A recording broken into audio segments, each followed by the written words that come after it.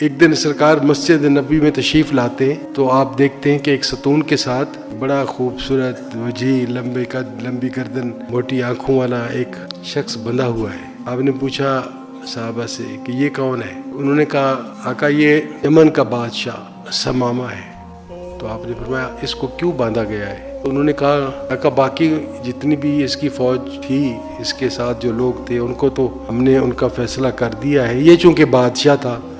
ہم نے کہا بادشاہ کا فیصلہ آپ خود فرمائیں۔ تو آپ مخاطب ہوئے ثمامہ کو کہ ثمامہ کیا؟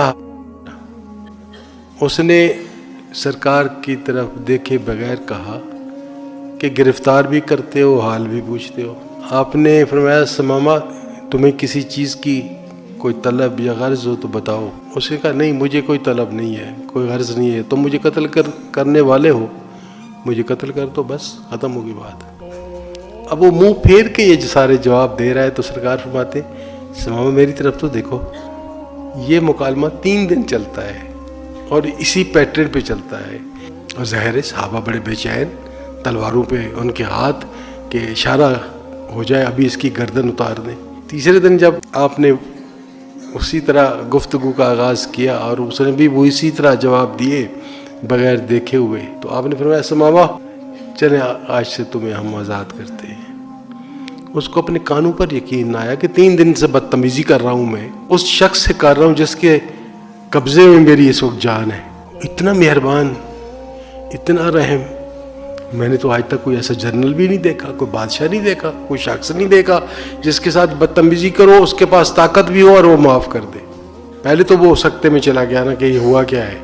جب صحابہ نے اس کو کہا کہ بھائی جاؤ تم، اب تم سرکار نے آزاد کر دیا ہے، تو آگے ثمامہ بولتا ہے، کہتا ہے جب میں وہاں سے نکلنے لگا مسجد نبی سے تو میں نے کہا ایک دفعہ اس کو دیکھ تو لوں، جو مجھے 3 دن سے کہہ رہا ہے کہ میری طرف دیکھو۔ مڑ کے میرا دیکھنا تھا تو اس کے بعد میرا دل میرے قابو میں نہیں رہا، میں آگے کی طرف دوڑتا تھا، دل میرا پیچھے کی طرف کھینچتا تھا۔ کچھ دیر تو میں نے ضبط کیا لیکن میں مجبور ہو گیا۔ سرکار اسی طرح تشریف فرما تھے مسجد نبوی میں نے جا کے اپنا سر ان کے پاؤں میں رکھ دیا۔